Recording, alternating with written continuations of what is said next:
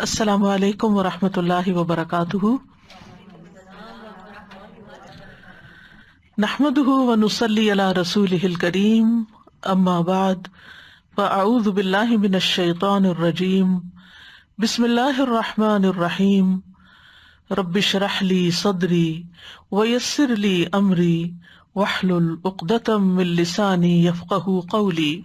لو أنزلنا هذا القرآن على جبل لرأيته خاشعا متصدعا من خشية الله وتلك الأمثال نضربها للناس لعلهم يتفكرون۔ اگر ہم اس قرآن کو کسی پہاڑ پر اتارتے تو یقیناً تو اسے اللہ کے ڈر سے پست ہونے والا، ٹکڑے ٹکڑے ہونے والا دیکھتا۔ اور یہ مثالیں ہیں، ہم انہیں لوگوں کے لیے بیان کرتے ہیں تاکہ وہ غور و فکر کریں۔ قرآن اللہ کا کلام، رب کائنات کا کلام، اگر یہ کسی پہاڑ پر اتارا جائے تو پہاڑ دب جائے، اس کے اندر خشوع پیدا ہو جائے، خاشع ہو جائے، ریزہ ریزہ ہو جائے، پھٹ کر ٹکڑے ٹکڑے ہو جائے۔ یہی قرآن ہم پڑھتے ہیں تو ہم اپنے دلوں کا جائزہ لیں کہ یہ ہم پر کس طرح اثر کرتا ہے۔ کیا اس کے پڑھنے کے بعد ہمارے اندر بھی خشوع پیدا ہوتا ہے، ہمارے اندر عاجزی پیدا ہوتی ہے، ہم اللہ کے آگے جھک جاتے ہیں، ہم اللہ کی بات قبول کر لیتے ہیں، یا پھر جیسے سننے سے پہلے ہوتے ہیں ویسے ہی سننے کے بعد ہوتے ہیں؟ اس کو سن کر ہمارے دل کیوں نہیں پگھلتے؟ ہمارے اندر خشوع کیوں نہیں آتا؟ ہمارے اندر عمل کی تبدیلی کیوں نہیں آتی؟ ہم سب کو اپنا محاسبہ کرنے کی ضرورت ہے اور اس قرآن کی روشنی میں اپنا جائزہ لینے کی ضرورت ہے۔ اللہ سبحانہ وتعالی اپنی خاص رحمت سے اپنے بندوں کو چنتا ہے اپنی کتاب کے لیے۔ اللہ سبحانہ وتعالی نے آج ہمارے لیے ایک اور نیا موقع عطا کیا ہے، ایک نئے انداز میں قرآن مجید کے ساتھ اپنا تعلق قائم کرنے کے لیے، اور وہ ہے قرآن کی مثالوں کو سمجھنے کا، تاکہ ہم غور و فکر کریں، تاکہ ہم اپنے عمل کو بدلیں، تاکہ ہم اپنے رب کو راضی کر سکیں، تاکہ ہم اس کا قرب پا سکیں، تاکہ ہم اس کی جنتوں میں داخل ہو کر اس کا دیدار کر سکیں۔ اللہ سبحانہ تعالیٰ سے دعا ہے کہ وہ ہمیں بہترین طریقے کے ساتھ اسے مکمل کرنے کی توفیق عطا فرمائے اور واقعی ہم اس سے فائدہ اٹھا سکیں۔ کسی بھی چیز سے فائدہ اسی وقت اٹھایا جا سکتا ہے جب ہم فائدہ اٹھانے کی نیت رکھتے ہوں۔ کہا جاتا ہے کہ نیت علم والوں کی تجارت ہے، جتنی اچھی نیت ہوگی اتنا ہی آپ کو پروفٹ ملے گا، اتنا ہی آپ کا سودا کامیاب ہوگا، اتنی ہی نفع بخش تجارت ہوگی۔ ہم میں سے بہت سے لوگ قرآن کو صرف ثواب یا اجر کی نیت سے پڑھتے ہیں، لیکن باقی نیتوں سے غافل ہو جاتے ہیں۔ تو آئیے ہم اپنی نیت کا جائزہ لیتے ہیں کہ ہم قرآن کی مجلس میں کیوں بیٹھے ہیں، ہم یہ لیکچرز کیوں سننا چاہتے ہیں، ہم ان چیزوں کو کیوں پڑھنا چاہتے ہیں، ہم قرآن کی امثال کو کیوں جاننا چاہتے ہیں۔ تو ہم سب اپنی نیت میں اخلاص بھی پیدا کرتے ہیں، خالصتاً اللہ کی رضا کے لیے، اور پھر ہم اس سے کیا چاہتے ہیں کہ ہمیں کیا ملے۔ تو سب سے پہلی چیز ہدایت۔ اللہ سبحانہ تعالیٰ نے رمضان میں قرآن نازل کیا، شہر رمضان الذی انزل فیہ القرآن ھدی للناس۔ رمضان وہ مہینہ ہے جس میں قرآن اتارا گیا جو لوگوں کے لیے سراسر ہدایت ہے، یعنی قرآن کے نزول کے ساتھ ہی پہلا مقصد کیا بتا دیا گیا کہ اس سے ہدایت حاصل کرو، اور ہدایت ملتی ہے تقویٰ کے ساتھ، اور تقویٰ ہوتا ہے اخلاص کے ساتھ، نیت کی درستگی کے ساتھ، کیونکہ ذالک الکتاب لا ریب فیہ ھدی للمتقین۔ اور قرآن مجید میں جتنا غور و فکر انسان کرتا ہے اتنا ہی وہ اس کے لیے ہدایت کا سبب بنتا ہے۔ یہدی بہ اللہ من اتبع رضوانہ سبل السلام، جس کے ساتھ اللہ ان لوگوں کو جو اس کی رضا کے پیچھے چلے سلامتی کے راستوں کی ہدایت دیتا ہے۔ لہذا اگر ہم اس کو ہدایت کی غرض سے پڑھیں گے تو انشاءاللہ سلامتی کے راستے ملیں گے اور سلامتی کی منزل دارالسلام تک پہنچیں گے۔ ابن تیمیہ رحمہ اللہ کہتے ہیں کہ جو شخص قرآن تدبر کے ساتھ اس لیے پڑھتا ہے تاکہ اسے ہدایت حاصل ہو جائے تو اس کے لیے حق کا راستہ واضح ہو جاتا ہے۔ دوسری نیت، دوسرا ارادہ کیا ہے؟ طلب الرحمہ، کہ اللہ کی رحمت طلب کی جائے۔ رحمت اس کتاب کے ساتھ جڑی ہوئی ہے، اگر ہم رحمت چاہتے ہیں تو اس کتاب کے ساتھ جڑ جائیں۔ اللہ تعالیٰ کا ارشاد ہے تنزیل من الرحمن الرحیم، اس بے حد رحم والے نہایت مہربان کی طرف سے اتاری ہوئی ہے۔ یہ کتاب رحمان الرحیم کی طرف سے آئی ہے، اور جو شخص خاموشی کے ساتھ اس کو سنتا ہے اور اس میں غور و فکر کرتا ہے اس کو بھی رحمت ملتی ہے۔ وَإِذَا قُرِئَ الْقُرْآنُ فَاسْتَمِعُوا لَهُ وَأَنصِتُوا لَعَلَّكُمْ تُرْحَمُونَ، اور جب قرآن پڑھا جائے تو اسے کان لگا کے سنو اور چپ رہو تاکہ تم پر رحم کیا جائے، اور یہ صرف ظاہری کانوں سے نہیں، دل کے کانوں کے ساتھ اس کو سنا جائے۔ قرآن کی مجلس میں بیٹھنا بھی رحمت کا باعث ہے۔ ابو ہریرہ رضی اللہ عنہ روایت کرتے ہیں کہ رسول اللہ صلی اللہ علیہ وسلم نے فرمایا، جو لوگ اللہ کے گھروں میں سے کسی گھر میں اللہ کی کتاب کی تلاوت کرتے ہیں اور اس کی تعلیم میں مصروف ہوتے ہیں، ان پر سکینت نازل ہوتی ہے، رحمت انہیں ڈھانپ لیتی ہے اور فرشتے انہیں گھیر لیتے ہیں، اور اللہ ان کا ذکر اپنے پاس موجود فرشتوں میں کرتے ہیں۔ کتنے خوش قسمت ہیں وہ لوگ جو ایسی مجالس میں شریک ہوں اور یہ سارے فائدے حاصل کر پائیں۔ تیسری چیز، اللہ سے مناجات۔ قرآن کے ذریعے انسان اللہ سبحانہ تعالیٰ سے ایک خاص تعلق قائم کرتا ہے، اللہ سبحانہ تعالیٰ کے ساتھ باتیں کرتا ہے۔ اللہ سبحانہ تعالیٰ کا جب کلام سنتا ہے تو اس کے دل پر اثر ہوتا ہے، اور پھر دل ہی دل میں وہ اپنے رب سے باتیں کرتا ہے۔ ابن مبارک کہتے ہیں کہ میں نے سفیان ثوری سے پوچھا، جب آدمی نماز کے لیے کھڑا ہو تو اپنی قرات اور نماز میں کس چیز کی نیت کرے؟ انہوں نے کہا کہ وہ اس چیز کی نیت کرے کہ وہ اپنے رب سے مناجات کر رہا ہے۔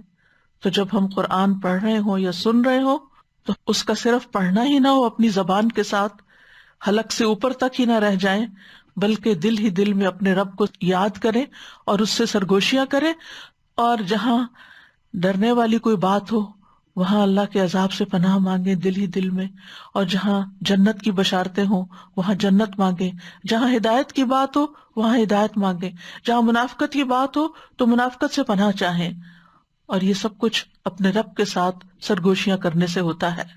پھر اس کے بعد چوتھی چیز، شفا کی نیت سے پڑھنا۔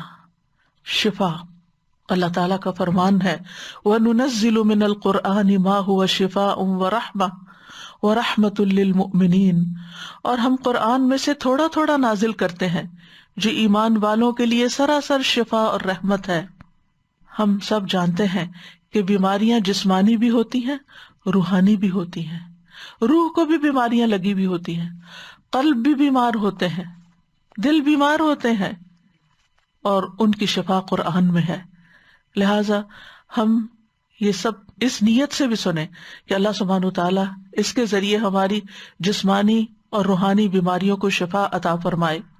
یہ قرآن اگر پہاڑ پہ نازل ہوتا تو اس کو ریزہ ریزہ کر دیتا، تو پھر یہ کیسے ہو سکتا ہے کہ اگر یہ قرآن واقعی ہم صحیح معنوں میں اخذ کریں تو وہ ہماری بیماریوں کو نکال نہ دے۔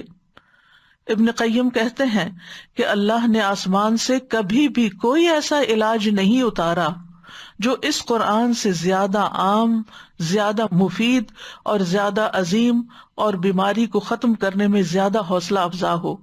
لیکن یاد رکھیے کہ کسی ہتھیار کی تاثیر کی قوت اس ہتھیار کو چلانے اور مارنے والے کی قوت سے ہوتی ہے۔ تو آپ کس شوق سے اس کو لیتے ہیں اور کس شوق سے اس کو جذب کرتے ہیں یہ آپ پر ڈیپینڈ کرتا ہے۔ پھر اس کے بعد اس نیت سے بھی سیکھیں کہ اس کو سیکھ کر سکھانا بھی ہے، دوسروں تک لے جانا بھی ہے۔ عثمان رضی اللہ عنہ کہتے ہیں رسول اللہ صلی اللہ علیہ وسلم نے فرمایا، خیرکم من تعلم القرآن وعلمہ، تم میں سب سے بہتر ہے وہ جو قرآن سیکھے اور اس کی تعلیم دے۔ عقبہ بن عامر کہتے ہیں کہ رسول اللہ صلی اللہ علیہ وسلم گھر سے نکل کر تشریف لائے، ہم صفہ کے چبوترے پر موجود تھے، آپ نے فرمایا تم میں سے کون یہ پسند کرتا ہے کہ روزانہ بطحان یا عقیق کی وادی میں جائے اور وہاں سے بغیر کسی گناہ اور قطع رحمی کے 2 بڑے بڑے کوہان والی اونٹنیاں لے آئے؟ ہم نے عرض کیا اللہ کے رسول ہم سب کو یہ پسند ہے۔ آپ نے فرمایا پھر تم میں سے کوئی شخص صبح مسجد میں کیوں نہیں جاتا کہ وہ اللہ عز و جل کی کتاب کی 2 آیتیں خود سیکھے یا ان کی قرات کرے، تو یہ اس کے لیے 2 اونٹنیوں کے حصول سے بہتر ہے۔ تو اس نیت کے ساتھ یہاں پر آئیں، اس نیت کے ساتھ سنیں کہ اللہ سبحانہ وتعالی ہمیں اس کے ذریعے بہترین اجر عطا فرمائے۔ اور یہ 3 آیات 3 اونٹنیوں سے بہتر اور 4 آیات اس کے لیے 4 سے بہتر ہیں، اور جتنی بھی آیات ہوں گی اسی اعتبار سے اجر و ثواب بھی ہوگا۔ پھر ایک اور نیت بھی کر لیں کہ عمل کرنا ہے۔ اللہ تعالیٰ کا فرمان ہے الذین آتیناہم الکتاب یتلونہ حق تلاوتہ، وہ لوگ جنہیں ہم نے کتاب دی ہے اسے پڑھتے ہیں جیسے اسے پڑھنے کا حق ہے۔ ابن مسعود رضی اللہ عنہ کہتے ہیں قسم ہے اس ذات کی جس کے ہاتھ میں میری جان ہے، قرآن کریم کی تلاوت کا حق یہ ہے کہ انسان اس کے حلال کو حلال جانے، اس کے حرام کو حرام جانے، اور اس کو ایسے پڑھے جیسے اللہ نے اس کو نازل کیا ہے، اور کلمات کو ان کی جگہوں سے تحریف و تبدیل نہ کرے، اور کسی بھی آیت کی وہ تفسیر نہ کرے جو اس کی حقیقی تفسیر نہ ہو، یعنی جس کانٹیکسٹ میں وہ نازل ہوئی ہے، جس مقصد کے لیے وہ نازل ہوئی ہے اس کے علاوہ کوئی اور بات نہ کرے۔ اور جو شخص قرآن پر عمل کرتا ہے تو اس کے لیے خوشخبری ہے۔ نواس بن سمعان کہتے ہیں میں نے رسول اللہ صلی اللہ علیہ وسلم کو فرماتے ہوئے سنا قیامت کے دن قرآن اور قرآن والے ایسے لوگوں کو لایا جائے گا جو اس پر عمل کرتے تھے۔ سورت بقرہ اور سورت آل عمران اس کے آگے آگے ہوں گی۔ رسول اللہ صلی اللہ علیہ وسلم نے ان سورتوں کے لیے 3 مثالیں دی جن کو سننے کے بعد میں آج تک نہیں بھولا۔ آپ نے فرمایا جیسے وہ 2 بادل ہیں، یا وہ 2 کالے سائبان ہیں جن کے درمیان روشنی ہے، یا جیسے وہ ایک سیدھ میں اڑنے والے پرندوں کی 2 ٹولیاں ہیں، وہ اپنے صاحب یعنی قرآن کے ساتھی کی طرف سے مدافعت کریں گی۔ یعنی جو شخص اس کتاب پر عمل کرے گا یہ قرآن، یہ کتاب اس کے لیے سفارش کرے گی۔ ابن مسعود کہتے ہیں کہ ہم میں سے ایک شخص جب 10 آیات سیکھ لیتا تو ان سے آگے نہ بڑھتا جب تک کہ ان کے معنی نہ سمجھ لیتا اور ان پر عمل نہ کرتا۔ پھر 8ویں بات ہے نصیحت، یاد دہانی، تذکیر۔ اللہ تعالیٰ کا فرمان ہے کتاب انزل الیک فلا یکن فی صدرک حرج منہ لتنذر بہ وذکری للمؤمنین، یہ ایک کتاب ہے جو آپ کی طرف نازل کی گئی ہے تو آپ کے سینے میں اس سے کوئی تنگی نہ ہو، تاکہ آپ اس کے ساتھ ڈرائیں، اور ایمان لانے والوں کے لیے سراسر نصیحت ہے، یاد دہانی ہے۔ قرآن مجید کی یہ مثالیں جو ہم پڑھیں گے یہ آپ قرآن مجید میں پہلے بھی پڑھ چکے ہیں، لیکن دوبارہ پڑھنے کا اور خاص طور پر غور و فکر کے ساتھ تفصیل کے ساتھ پڑھنے کا اصل مقصد کیا ہے کہ ہمیں ان سے نصیحت حاصل ہو، ہم ان میں غور و فکر کر سکیں اور ان سے اپنے لیے سبق لے سکیں۔ قرآن مجید کو نصیحت کے لیے آسان بنایا گیا ہے۔ اللہ تعالیٰ کا ارشاد ہے وَلَقَدْ يَسَّرْنَا الْقُرْآنَ لِلذِّكْرِ فَهَلْ مِن مُدَّكِرٍ، اور بلا شبہ یقیناً ہم نے قرآن کو نصیحت کے لیے آسان کر دیا، تو کیا ہے کوئی نصیحت حاصل کرنے والا؟ یعنی کسی نے نیت کر لی ہے، ارادہ کر لیا۔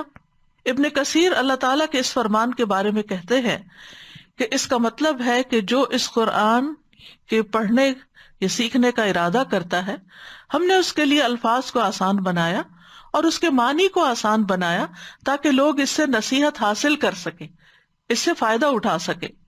پھر لوگوں کو اس کی طرف دعوت دینا۔ ہم میں سے ہر شخص جو یہ پروگرام سن رہا ہے اس کے لیے لازم ہے کہ وہ دوسروں کو بھی اس کے بارے میں بتائے۔ قرآن مجید میں اللہ سبحانہ تعالیٰ نے ہمارے لیے ایک بہترین مثال دی جنات کی، کہ جنہوں نے پہلی دفعہ قرآن سنا اور سنتے ہی دوسروں تک پہنچا دیا۔ سورۃ الجن میں آتا ہے قُلْ أُوحِيَ إِلَيَّ أَنَّهُ اسْتَمَعَ نَفَرٌ مِّنَ الْجِنِّ فَقَالُوا إِنَّا سَمِعْنَا قُرْآنًا عَجَبًا يَهْدِي إِلَى الرُّشْدِ فَآمَنَّا بِهِ، کہہ دیجئے کہ میری طرف وحی کی گئی ہے کہ بے شک جنوں کی ایک جماعت نے کان لگا کر قرآن سنا تو انہوں نے کہا بلا شبہ ہم نے ایک عجیب قرآن سنا ہے جو سیدھی راہ کی طرف لے جاتا ہے، تو ہم اس پر ایمان لے آئے۔ تو ہم بھی اگر اس پر ایمان رکھتے ہیں اور اس سے خود فائدہ اٹھاتے ہیں تو دوسروں کو بھی اس کی طرف دعوت دیجیے کہ وہ بھی قرآن سنیں، وہ بھی سمجھیں اور وہ بھی فائدہ اٹھائیں۔ سورۃ الاحقاف میں جنوں کے بارے میں آتا ہے، اور جب ہم نے جنوں کے ایک گروہ کو آپ کی طرف پھیرا جو قرآن غور سے سنتے تھے، تو جب وہ اس کے پاس پہنچے تو انہوں نے کہا خاموش ہو جاؤ۔ پھر جب وہ پورا کیا گیا تو وہ اپنی قوم کی طرف ڈرانے والے بن کر واپس لوٹے۔ انہوں نے کہا اے ہماری قوم، بے شک ہم نے ایک ایسی کتاب سنی ہے جو موسیٰ کے بعد نازل کی گئی، اس کی تصدیق کرنے والی ہے جو اس سے پہلے ہے، وہ حق کی طرف اور سیدھے راستے کی طرف رہنمائی کرتی ہے۔ اے ہماری قوم، اللہ کی طرف بلانے والے کی دعوت قبول کر لو۔ نبی صلی اللہ علیہ وسلم نے بھی فرمایا تھا بلغوا انی ولو آیہ، مجھ سے آگے پہنچاؤ خواہ ایک آیت ہی کیوں نہ ہو۔ پھر اس نیت سے بھی قرآن پڑھیں کہ اللہ سبحانہ وتعالیٰ اس کا اجر و ثواب بھی ہمیں عطا کرے، کیونکہ ہم میں سے ہر شخص اجر و ثواب کا مستحق ہے۔ ہم میں سے کون اجر اور اس کی فضیلت سے محروم ہونا چاہے گا؟ تو اجر و ثواب کی نیت کرنا۔ رسول اللہ صلی اللہ علیہ وسلم نے فرمایا جس نے اللہ کی کتاب میں سے ایک حرف پڑھا اسے اس کے بدلے ایک نیکی دی جائے گی، اور ہر نیکی کا ثواب 10 گنا ہے۔ میں نہیں کہتا کہ الف لام میم ایک حرف ہے، بلکہ الف ایک حرف ہے، لام ایک حرف ہے، میم ایک حرف ہے۔ اسی طرح جب ہم قرآن مجید کی مختلف صورتیں پڑھیں اور ان صورتوں کی جو فضیلت بتائی گئی ہے، ان کا جو فائدہ بتایا گیا، اس وقت بھی اپنی نیت کی تجدید کریں کہ ہم اس صورت کو اس نیت سے پڑھ رہے ہیں کہ اللہ تعالیٰ ہمیں اس کا یہ خاص فائدہ عطا کرے، اس کا خاص اجر عطا کرے۔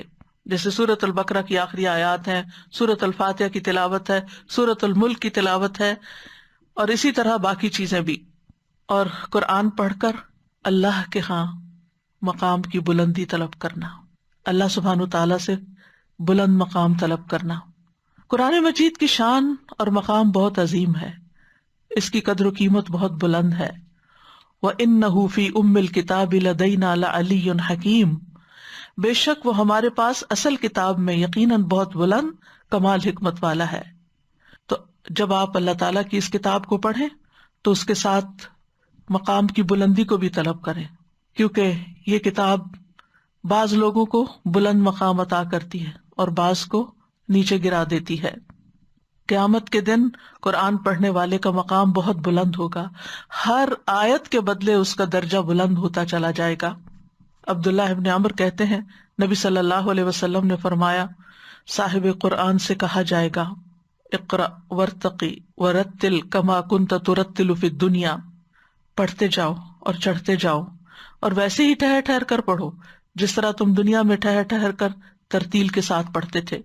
تو رمضان کی آمد ہے، اس لیے جو بھی آپ تلاوت کریں اس میں یہ اجر اور ثواب کی نیت رکھیں کہ ایک ایک آیت جو میں پڑھوں گی اس پر اللہ تعالیٰ میرے درجے بلند کریں گے۔ اگرچہ یہ حافظ کے لیے ہے، لیکن ہر مزید آیت مزید اجر میں اضافہ کرتی ہے۔ یہ چیز آپ کے قرآن پڑھنے کے شوق کو بڑھا دے گی۔ عبداللہ ابن عمر سے روایت ہے رسول اللہ صلی اللہ علیہ وسلم نے فرمایا روزہ اور قرآن قیامت کے دن بندے کی شفاعت کریں گے۔ روزہ کہے گا اے رب، میں نے اس کو کھانے پینے اور خواہشات سے روکے رکھا تھا، اس کے حق میں میری شفاعت قبول کر لے۔ اور قرآن کہے گا میں نے اسے رات کو سونے نہیں دیا تھا، تراویح میں نیندیں کم ہوگی، میری شفاعت اس کے حق میں قبول فرما۔ اس وقت یہ نیت رکھیں کہ انشاءاللہ یہ رات کے وقت جو ہم، کیونکہ عام دنوں میں ہم رات کے وقت کم ہی قرآن پڑھتے ہیں، اللہ کہ جن لوگوں کو اللہ تعالیٰ تہجد کی توفیق عطا کرتا ہے اور وہ تہجد میں طویل قرات کریں، لیکن الحمدللہ رمضان کے مہینے میں ہر ایک کو موقع مل جاتا ہے رات کی طویل قرات کرنے یا سننے کا، لہٰذا اس وقت اس کی شفاعت کی نیت سے تلاوت کریں تو اللہ سبحانہ وتعالیٰ ان دونوں کی شفاعت یعنی روزے اور قرآن کی شفاعت قبول کر لے گا، اس کی شفاعت مانی جائے گی۔ یہ اپنے پڑھنے والوں کے حق میں بحث کرے گا اور اس کی تصدیق کی جائے گی جس نے اس کو اپنے سامنے رکھا۔ یہ ایک اور حدیث ہے حضرت جابر کی کہ نبی صلی اللہ علیہ وسلم نے فرمایا قرآن سفارش کرے گا اور اس کی سفارش مانی جائے گی۔ یہ اپنے پڑھنے والوں کے حق میں بحث کرے گا اور اس کی تصدیق کی جائے گی، ہاں تم ٹھیک کہتے ہو۔ جس نے اس کو اپنے سامنے رکھا تو یہ اسے جنت کی طرف رہنمائی کرے گا، اور جس نے اس کو اپنی پیٹھ پیچھے رکھا تو یہ اسے ہانک کر جہنم میں لے جائے گا۔ پھر اسی طرح جب بھی قرآن پڑھیں، چاہے تنہائی میں ہو چاہے مجلس میں ہو، تو یہ نیت اور یہ امید بھی رکھیں کہ آپ فرشتوں کی مجلس میں ہیں، آپ کو فرشتوں کی معیت حاصل ہے، فرشتے اس مجلس میں حاضر ہیں۔ حضرت عائشہ کہتی ہیں رسول اللہ صلی اللہ علیہ وسلم نے فرمایا، جو آدمی قرآن میں ماہر ہو وہ ان فرشتوں کے ساتھ ہے جو لکھنے والے، معزز اور بزرگی والے ہیں۔ الماہر بالقرآن مع السفرۃ الکرام البررہ۔ پھر اسی طرح سکینت کی نیت کریں کہ اللہ تعالیٰ اس کے ذریعے ہمیں سکینت عطا کرے۔ برا کہتے ہیں ایک آدمی سورۃ کہف کی تلاوت کر رہا تھا، اس کے پاس ہی 2 لمبی رسیوں میں بندھا ہوا گھوڑا موجود تھا، تو اسے ایک بدلی نے ڈھانپ لیا، یعنی گھوڑے کے اوپر بادل آ گیا۔ وہ بدلی گھومتی اور قریب آتی گئی اور اس کا گھوڑا اس سے بدکنے لگا۔ جب صبح ہوئی تو وہ نبی صلی اللہ علیہ وسلم کی خدمت میں حاضر ہوا اور آپ کو یہ ماجرا کہہ سنایا۔ آپ نے فرمایا یہ سکینت ہے، یہ اطمینان تھا جو قرآن کی قرأت کی وجہ سے تم پر اترا۔ سکینت کیا ہے؟ ابن حجر کہتے ہیں کہ راجح قول یہ ہے کہ سکینت اللہ کی مخلوقات میں سے ایک مخلوق ہے جس میں اطمینان اور رحمت پائی جاتی ہے، اور اس کے ساتھ فرشتے ہوتے ہیں۔ ابن قیم کہتے ہیں اس سے مراد اطمینان، وقار اور سکون ہے، جس کی ہماری زندگیوں میں بہت کمی ہو چکی ہے، اور یہ قرآن کے ساتھ ہمیں نصیب ہوتا ہے۔ نمبر 16، برکت۔ اللہ سبحانہ تعالی ہمیں قرآن کی برکت عطا کرے، قرآن کی مجلس کی برکت بھی عطا فرمائے۔ اللہ تعالیٰ فرماتے ہیں وَهَذَا كِتَابٌ أَنزَلْنَاهُ مُبَارَكٌ، اور یہ ایک کتاب ہے ہم نے اسے نازل کیا، بڑی برکت والی ہے۔ اور قرآن مجید کی یہ برکت قرآن میں تدبر کرنے، نصیحت کرنے اور نصیحت پکڑنے کے ساتھ جڑی ہوئی ہے۔ کتاب انزلناہ الیک مبارک لیدبروا آیاتہ ولیتذکر اولو الالباب، یہ ایک کتاب ہے ہم نے اسے آپ کی طرف نازل کیا ہے، بہت بابرکت ہے تاکہ لوگ اس کی آیات میں غور و فکر کریں، تاکہ عقل والے نصیحت حاصل کریں۔ اور خاص طور پر سورۃ البقرہ کا پڑھنا باعث برکت ہے اور اس کا چھوڑ دینا باعث حسرت ہے، لہذا سورۃ البقرہ کو اپنی زندگیوں میں شامل کر لیں۔ اور آخری چیز اس سلسلے کی ہے کہ دل میں نرمی پیدا کرنے کی نیت کرنا، یعنی سکینت اور برکت کے بعد رقت القلب، رقت القلب، دل کا رقیق ہونا، یعنی اللہ تعالیٰ اس کی برکت سے ہمارے دلوں کو نرم کر دے، ہمارے دلوں کو رقیق کر دے۔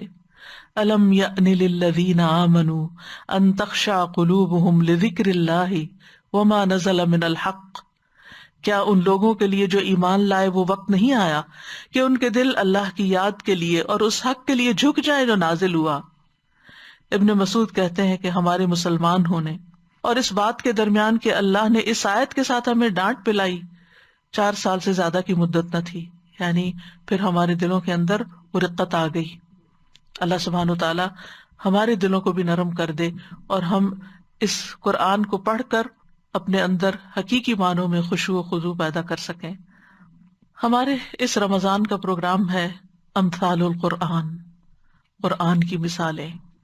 لو أنزلنا هذا القرآن على جبل لرأيته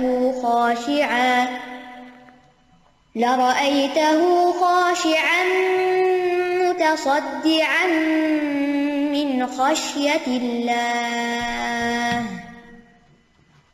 وتلك الأمثال نضربها للناس لعلهم يتفكرون۔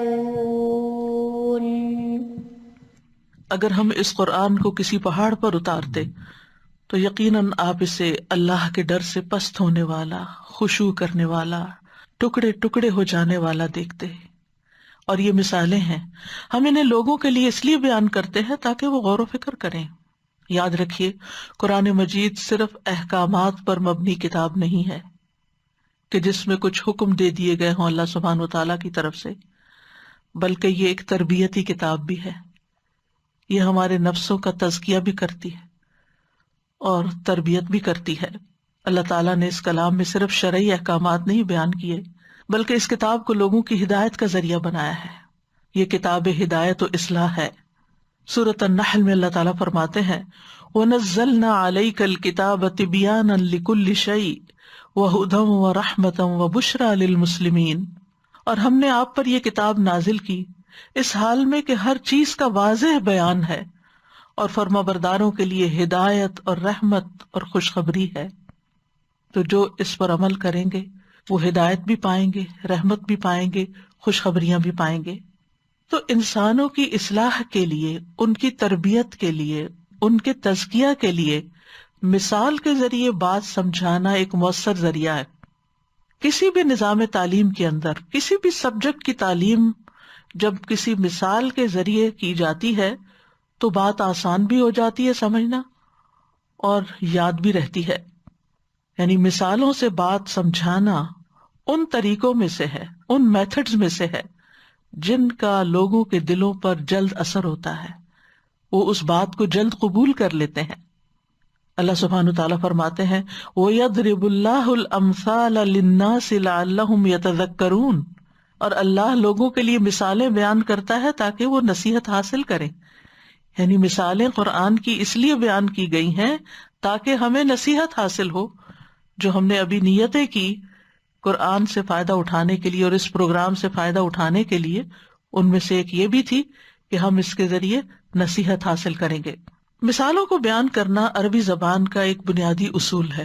قرآن مجید کے نزول سے پہلے بھی عربوں کے ہاں روزمرہ زندگی میں بہت سی باتیں مثالوں سے بیان کی جاتی تھیں، اور اس پر کتابیں بھی لکھی گئی ہیں، جیسے مجمع الامثال ہے۔ لوگوں نے وہ ساری مثالیں کتابوں کے اندر اکٹھی کر دی۔ کچھ مثالیں تو جاہلی دور کی ہیں، یعنی نزول قرآن سے پہلے کی، اور کچھ اس کے بعد کی بھی۔ اور یہ صرف عربی زبان کے ساتھ نہیں ہے، یہ تقریباً ہر زبان کے اندر ہے کہ اس میں محاورے، کہاوتیں، مثالیں، سملیز، کنائے، یہ سب چیزیں استعمال ہوتی ہیں جس سے بات کو کم الفاظ میں بہت اچھی طرح سمجھایا جا سکتا ہے، بہت خوبصورتی کے ساتھ سمجھایا جا سکتا ہے۔ علامہ جلال الدین سیوطی کہتے ہیں، امام اصفہانی کا قول بیان کرتے ہوئے، اہل عرب کی ضرب الامثال اور علماء کے نظائر پیش کرنے کی ایک خاص شان ہے جو مخفی نہیں رہ سکتی۔ یعنی عربوں کی مثالیں خاص طور پر بہت اہم ہیں، اس لیے کہ یہ باتیں چھپی ہوئی باریکیوں کو ظاہر کرنے اور حقیقتوں کے چہرے سے نقاب دور کرنے میں بڑا اثر رکھتی ہیں، اور خیالی امور کو، یعنی جن چیزوں کا تعلق خیال سے ہے، امیجنیشن سے ہے، ان کو حسی صورت میں ظاہر کرنا اور وہم کو یقین کا درجہ دینا اور غائب کو حاضر کے درجے میں فائز کر دیتا ہے۔ یعنی وہ چیزیں جو ہمارے مشاہدے میں نہیں ہوتی، ان کو جب ہم کسی نظر آنے والی چیز کے ساتھ مثال دیتے ہیں تو بات بہت جلد سمجھ آ جاتی۔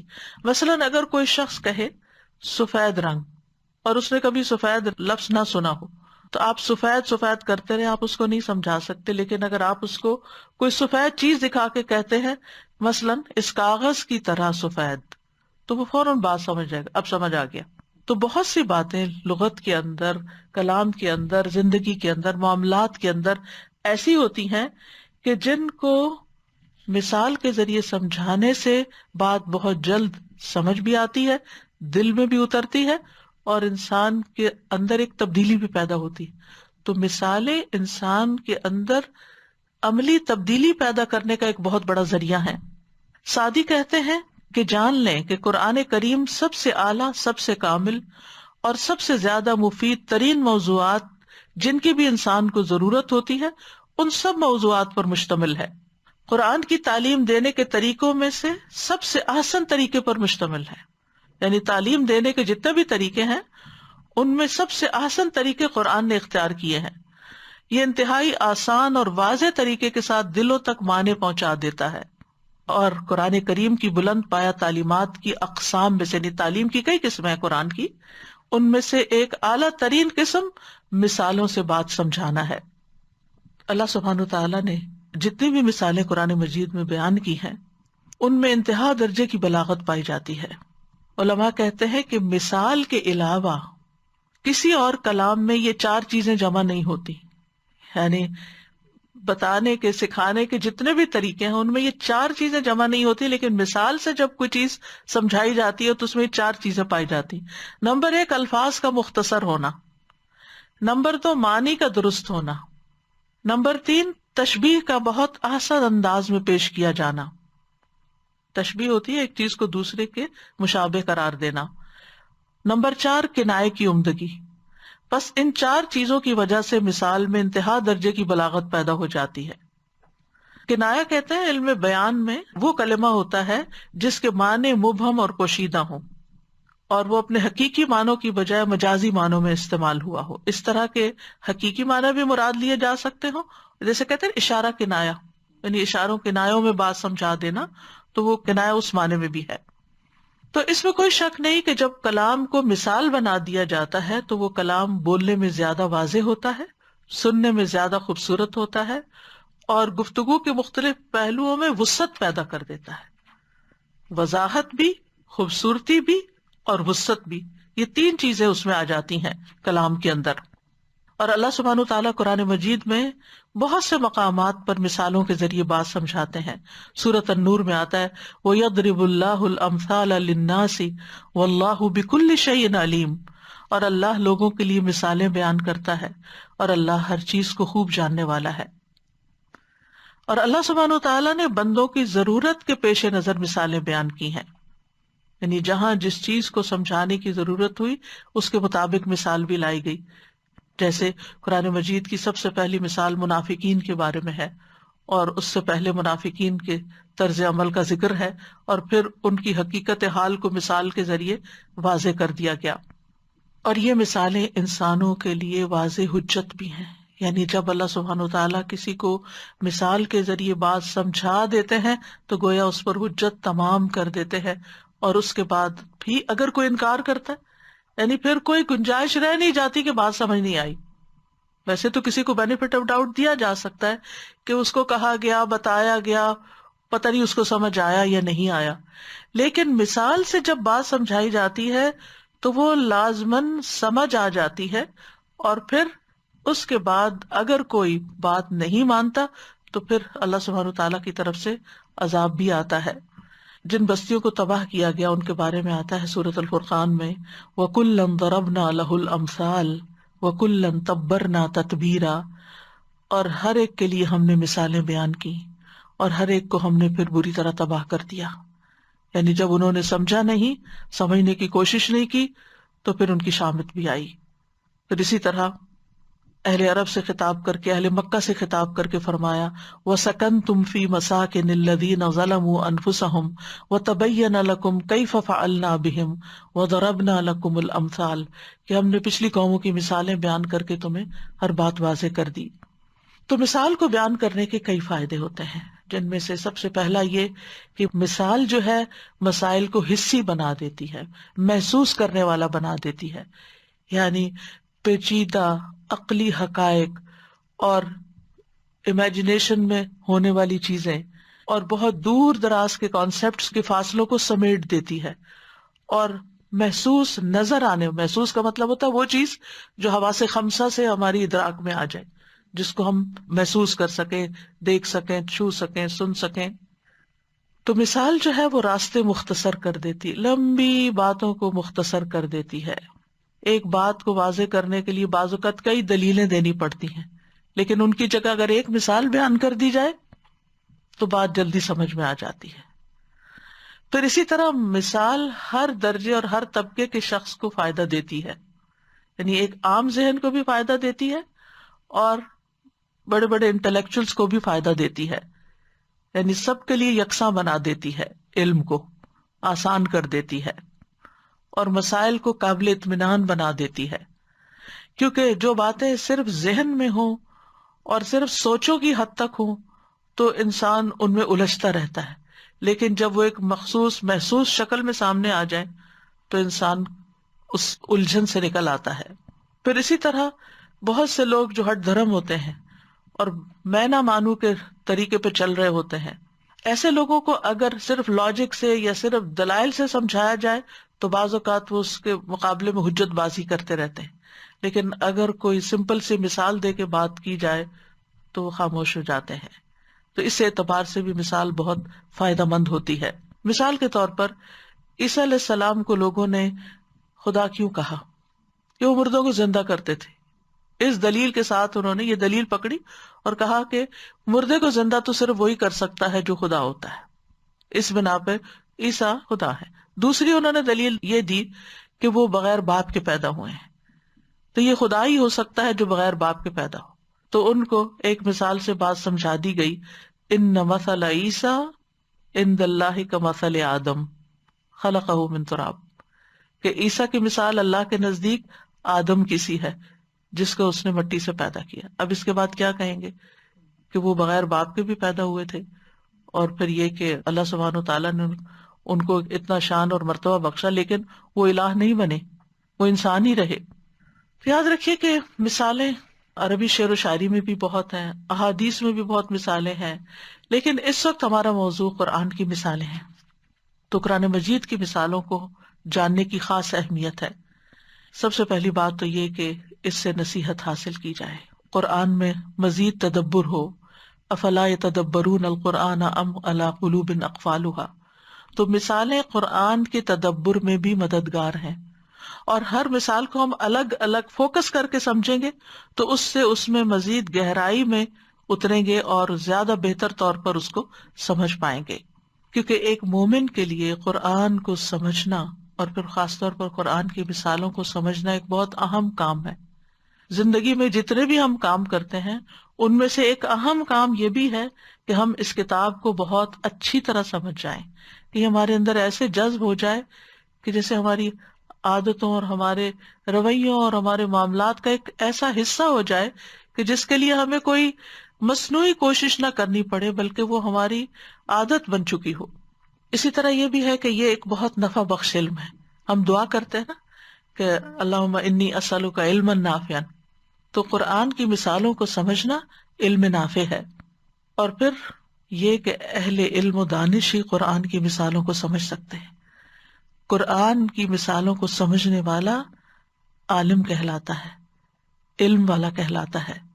سورۃ العنکبوت میں اللہ تعالیٰ فرماتے ہیں وَتِلْكَ الْأَمْثَالُ نَضْرِبُهَا لِلنَّاسِ وَمَا يَعْقِلُهَا إِلَّا الْعَالِمُونَ. اور یہ مثالیں ہیں جو ہم لوگوں کے لیے بیان کرتے ہیں، اور انہیں صرف جاننے والے ہی سمجھتے ہیں، علم والے ہی سمجھتے ہیں. یعنی جس کے پاس علم ہوگا وہی قرآن کی مثالوں کو سمجھ سکے گا. تو قرآنی مثالوں کو سمجھنے والے کی تعریف کی جا رہی ہے. تو اگر ہم اس رمضان میں یہ پوری کوشش کر کے قرآن کی مثالوں کو سمجھ لیں تو انشاءاللہ اللہ سبحانہ و تعالیٰ کی پسند اور رضا کا ایک کام کرنے کا موقع مل رہا ہے، جس سے بھرپور فائدہ اٹھانا چاہیے. کیونکہ اللہ سبحانہ و تعالیٰ نے جو مثالیں بیان کی ہیں وہ اہم امور سے متعلق ہیں، بلند مقاصد سے متعلق ہیں، یعنی ان کو سمجھانا مقصود تھا. اہم مسائل کی مثالیں ہیں، کیونکہ اللہ سبحانہ و تعالیٰ نے خود ان میں غور و فکر کی دعوت دی ہے، نصیحت لینے کا حکم دیا ہے، ترغیب دی ہے کہ ہم ان میں غور و فکر کریں. لہٰذا یہ ہماری ذمہ داریوں میں سے ایک ذمہ داری تھی جس کو اللہ تعالیٰ پورا کرنے کا موقع دے رہا ہے کہ ہم ان میں اچھی طرح غور و فکر کریں. یہ قرآن کریم کے اہم عظیم علوم میں سے ایک علم ہے، امثال القرآن. ماوردی کہتے ہیں قرآن کے عظیم علوم میں سے قرآن کی مثالوں کا علم حاصل کرنا ہے، کیونکہ لوگ اس سے غافل ہیں، کیونکہ وہ مثالوں کے ساتھ مشغول ہو جاتے ہیں اور جن چیزوں کی مثالیں دی گئی ہوتی ہیں ان کو فراموش کر دیتے ہیں. تو یہاں پر جو قرآن مجید کی مثالیں ہیں وہ آپ دیکھیں گے کہ وہ صرف ایک لفظ کو دوسرے لفظ سے مثال نہیں دی گئی، یا صرف لفظی مثالیں نہیں، بلکہ وہ پورا کانسیپٹ، پورا واقعہ اور پوری حکایت ہوتی ہے جس کے لیے کوئی مثال بیان کی جاتی ہے. اس کے پیچھے اس کی ایک ہسٹری ہوتی ہے. اور کہتے ہیں کہ جس چیز کی مثال دی جاتی ہے اسے مثال کے بغیر بیان کرنا ایسا ہی ہے جیسا کہ گھوڑا لگام کے بغیر اور اونٹنی نکیل کے بغیر. نبی صلی اللہ علیہ وسلم نے بھی قرآنی مثالوں سے عبرت حاصل کرنے کا حکم دیا ہے. نبی صلی اللہ علیہ وسلم نے فرمایا پہلی کتابیں ایک باب یعنی ایک موضوع پر اور ایک لہجے میں نازل ہوئیں، اور قرآن 7 ابواب یعنی 7 موضوعات پر اور 7 لہجوں میں نازل ہوا. اس میں تنبیہات، وارننگز، احکام، حلال، حرام، واضح اور فیصلہ کن احکام، متشابہات اور مثالیں ہیں. بس اس کے حلال کو حلال کر لو، اس کے حرام کو حرام ٹھہراؤ، جس کا تمہیں حکم دیا گیا ہے وہ کرو، اور جس سے تمہیں روکا گیا ہے اس سے رک جاؤ، اور اس کی مثالوں سے عبرت حاصل کرو. یہ نبی صلی اللہ علیہ وسلم کا فرمان ہے. لہٰذا جب ہم یہ مثالیں پڑھیں گے تو ان سے سبق بھی نکالیں گے، ان سے سبق حاصل کریں گے. اور فرمایا اور اس کے محکم یعنی واضح احکامات پر عمل کرو اور اس کے متشابہ پر ایمان لاؤ اور کہو آمنا بہ کل من عند ربنا، یعنی اس کے متشابہات پر ہم ایمان لاتے سب ہمارے رب ہی کی طرف سے ہے۔ عمرو بن عاص نے نبی صلی اللہ علیہ وسلم سے 1000 مثالیں سمجھی تھی۔ ابن کثیر نے عمرو بن عاص سے نقل کیا، وہ کہتے ہیں کہ میں نے رسول اللہ صلی اللہ علیہ وسلم سے بیان کردہ 1000 مثالوں کو سمجھا، یعنی جو قرآن کے علاوہ بھی تھی۔ تو ہیثمی المجمع میں کہتے ہیں کہ یہ عمرو بن العاص رضی اللہ عنہ کی بہت بڑی فضیلت ہے، کیونکہ وَتِلْكَ الْأَمْثَالُ نَضْرِبُهَا لِلنَّاسِ وَمَا يَعْقِلُهَا إِلَّا الْعَالِمُونَ، یہ مثالیں ہم سب لوگوں کے لیے بیان کرتے ہیں لیکن ان کو سمجھتے صرف علم والے ہی ہیں۔ اسی لیے سلف صالحین قرآن کی مثالیں سمجھ نہ آنے پر رویا کرتے تھے۔ ان میں سے ایک نے کہا کہ جب میں قرآن کی کوئی مثال پڑھتا ہوں پھر میں اس میں تدبر نہیں کر پاتا تو میں خود پر روتا ہوں، کیونکہ اللہ تعالیٰ کا فرمان ہے وَتِلْكَ الْأَمْثَالُ نَضْرِبُهَا لِلنَّاسِ وَمَا يَعْقِلُهَا إِلَّا الْعَالِمُونَ، اور یہ مثالیں ہیں جو ہم لوگوں کے لیے بیان کرتے ہیں اور انہیں صرف جاننے والے ہی سمجھتے ہیں۔ مثالوں کو سمجھنے کے اعتبار سے مومن اور غیر مومن میں بھی فرق ہے۔ اللہ تبارک و تعالیٰ فرماتے ہیں کہ قرآن مجید میں جو مثالیں بیان کی گئی ہیں یہ ہدایت کے حاصل ہونے کے اسباب میں سے ہیں، کیونکہ ان سے بہت سے لوگ فائدہ اٹھاتے ہیں جو غور و فکر کرتے ہیں، اور بہت سے لوگ ان سے گمراہ بھی ہوتے ہیں جو ان سے روگردانی کرتے ہیں۔ ان اللہ لا یستحیی ان یضرب مثلا ما بعودۃ فما فوقها فاما الذین آمنوا فیعلمون انہ الحق من ربهم واما الذین کفروا فیقولون ماذا اراد اللہ بہذا مثلا یضل به کثیرا ویہدی به کثیرا وما یضل به الا الفاسقین، بے شک اللہ اس سے نہیں شرماتا کہ کوئی بھی مثال بیان کرے، مچھر کی ہو یا جو اس کے اوپر ہے اس کی، لیکن جو لوگ ایمان لائے وہ جانتے ہیں کہ بے شک یہ ان کے رب کی طرف سے حق ہے۔ رہے وہ جنہوں نے کفر کیا تو وہ کہتے ہیں کہ اللہ نے اس مثال کے ساتھ کیا ارادہ کیا ہے، اور وہ اس کے ساتھ بہتوں کو گمراہ کرتا ہے اور اس کے ساتھ بہتوں کو ہدایت دیتا ہے، اور اس کے ساتھ فاسقوں کے سوا کسی کو گمراہ نہیں کرتا۔ تو مثالیں ہدایت کا ذریعہ بھی ہیں اور بعض لوگوں کی گمراہی کا ذریعہ بھی ہیں۔ اللہ سبحانہ وتعالیٰ ہمیں ان کے ذریعے ہدایت عطا فرمائے اور ہمارے ایمان میں اضافہ کرے۔ امثال القرآن لفظ جو ہے، امثال مثل کی جمع ہے۔ قرآن مجید میں یہ لفظ 41 بار سے زیادہ آیا ہے، اور اس کے روٹس میں اور بھی بہت سے لفظ آتے ہیں، جیسے مثل، پھر اسی طرح مثلا، طریقتکم المثلا، مثالی طریقہ۔ تو مثل کا لفظ جو ہے وہ 2 طرح سے بولا جاتا ہے، ایک مثل اور ایک مثل۔ اور مثل کا معنی ہوتا ہے مشابہ ہونا، اور مثل کا مطلب ہوتا ہے صفت۔ مثلہم یعنی صفتہم، ان کی مثال یعنی ان کی صفت۔ تو مثال میں ایک چیز کو دوسری چیز سے تشبیہ دی جاتی ہے، کیونکہ دونوں کے درمیان کوئی مماثلت پائی جاتی ہے، کوئی چیز کامن ہوتی ہے، جس کی وجہ سے پھر وہ ایک چیز دوسری سے مشابہ ہو جاتی ہے، اور وہ ذہن میں ہوتی ہے، اور جو اس سے مشابہ سامنے ہوتی ہے وہ مثال کے ذریعے واضح ہو جاتی ہے۔ کیونکہ قرآن مجید میں کچھ چیزیں ایسی ہیں کہ جو ماضی کے واقعات سے تعلق رکھتی ہیں، کچھ چیزیں ایسی ہیں کہ جو ابھی انسانی علم کا ان میں احاطہ نہیں ہے، کچھ ایسی چیزیں ہیں جو علم الغیب سے تعلق رکھتی ہیں۔ تو ایسی بہت سی چیزوں کو سمجھانے کے لیے اللہ سبحانہ وتعالیٰ نے مثالوں کو بیان کیا ہے اپنی اس کتاب میں۔ امثال القرآن کی 2 بڑی قسمیں ہیں۔ ایک ہے صریح مثالیں، جن میں لفظ مثل استعمال ہوا ہے، جیسے مثلہم کمثل الذی استوقد نارا، یہ صریح مثال ہے کہ اس شخص کی مثال اس کی طرح ہے، یعنی مثلہم، ان کی مثال اس شخص کی مثال کی طرح ہے۔ یہ ہے واضح مثالیں، صریح مثالیں جن میں لفظ مثل استعمال ہوا۔ دوسری ہے چھپی ہوئی مثالیں، یہ وہ مثال ہوتی ہے کہ اس نص میں مثال کے الفاظ ذکر نہیں کیے گئے ہوتے، لیکن ان کا حکم مثالوں کا ہی ہوتا ہے۔ یعنی کچھ مثالوں میں تو آپ کو لفظ مثل ملے گا، لیکن کچھ مثالیں ایسی ہوں گی کہ جن میں لفظ مثل یا مثال نہیں آئے گا، لیکن ہوگی وہ مثال ہی۔ جیسے سورۃ توبہ کی آیت نمبر 109، افمن اسس بنیانہ علی تقوی من اللہ ورضوان خیر ام من اسس بنیانہ علی شفا جرف ہار فانہار بہ فی نار جہنم واللہ لا یہدی القوم الظالمین۔ تو کیا وہ شخص جس نے اپنی عمارت کی بنیاد اللہ کے خوف اور اس کی خوشنودی پہ رکھی وہ بہتر ہے، یا وہ جس نے اپنی عمارت کی بنیاد کھوکھلے تودے کے کنارے پہ رکھی جو گرنے والا تھا، پس اسے لے کر جہنم کی آگ میں گر گیا، اور اللہ ظالم لوگوں کو ہدایت نہیں دیتا۔ تو انشاءاللہ آگے جا کر ان کی مزید وضاحت کریں گے، لیکن یہ دو مثالیں ہیں کہ جن میں ایک واضح مثال اور ایک چھپی ہوئی مثال۔ قرآنی مثالوں میں کیا چیزیں پائی جاتی ہیں؟ ابن قیم کہتے ہیں قرآن میں جو مثالیں بیان کی جاتی ہیں وہ درج ذیل بیان پر مشتمل ہوتی ہیں۔ تعریف اور مذمت کا بدلہ مختلف ہونا، ثواب اور سزا کا بدلہ مختلف ہونا، مثالیں کبھی کسی کام کی عظمت یا بڑائی بیان کرتی ہیں، کبھی کسی کام کی تحقیر کو بیان کرتی ہیں، اسے چھوٹا کر کے بتاتی ہیں، کبھی کسی کام کے ثابت ہونے کو بیان کرتی ہیں، کبھی کسی کام کے باطل ہونے کو بیان کرتی ہیں، یعنی مقاصد مختلف ہیں، اور وہ وقت کے ساتھ ساتھ آپ انشاءاللہ ان کو جان لیں گے۔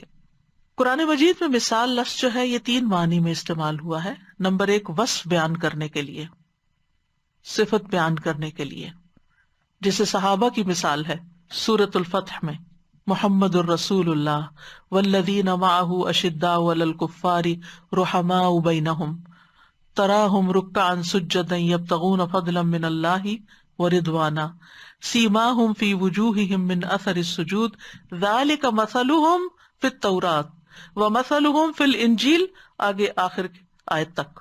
تو اس میں صحابہ کرام کا وصف بیان ہوا ہے، تو یہاں مثال بمانے وصف ہے، یعنی صفت بیان ہوئی ہے کہ وہ کیسے لوگ ہیں، کہ محمد اللہ کے رسول ہیں اور وہ لوگ جو اس کے ساتھ ہیں کافروں پر بہت سخت ہیں، آپس میں نہایت رحم دل ہیں۔ آپ انہیں اس حال میں دیکھیں گے کہ رکوع کرنے والے ہیں، سجدے کرنے والے ہیں، اپنے رب کا فضل اور اس کی رضا ڈھونڈتے ہیں، ان کی شناخت ان کے چہروں میں موجود ہے سجدے کرنے کے اثر سے۔ یہ ان کا وصف تورات میں ہے، اور انجیل میں ان کا وصف اس کھیتی کی طرح ہے جس نے اپنی کونپل نکالی، پھر اسے مضبوط کیا، پھر وہ موٹی ہوئی، پھر اپنے تنے پر سیدھی کھڑی ہو گئی، کاشت کرنے والوں کو خوش کرتی ہے تاکہ وہ ان کے ذریعے کافروں کو غصہ دلائے۔ اللہ نے ان لوگوں سے جو ان میں سے ایمان لائے اور انہوں نے نیک اعمال کیے بڑی بخشش اور بہت بڑے اجر کا وعدہ کیا ہے۔ تو اس میں ان کی صفات بیان ہوئی ہیں کہ وہ کیسے لوگ ہیں۔ قرآن مجید میں یہاں اس مقام پر صحابہ کرام کا وہ نقشہ کھینچا گیا ہے جو شاید کسی اور جگہ پر نہ ہو، کہ ان کی عبادت کیسی ہے اور ان کا اخلاق کیسا ہے اور ان کا طرز عمل کیسا ہے، ان کا کیریکٹر، ان کی شخصیت کیسی ہے۔ پھر اسی طرح جنت کی مثال، اس میں جنت کا وصف بیان ہوا ہے۔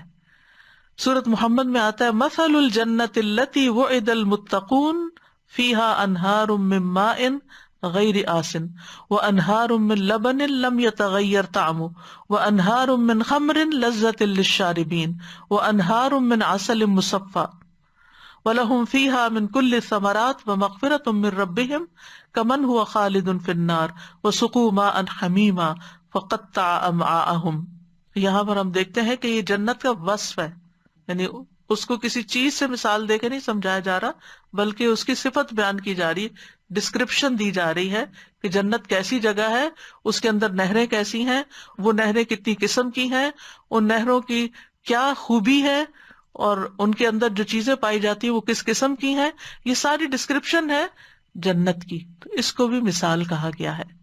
دوسرا معنی مثال کا قرآن میں کردار کی مثال دینے کے لیے، یعنی کسی کے کردار کو بیان کرنے کے لیے، جس میں نوح اور لوط علیہ السلام کی بیویوں کی مثال ہے۔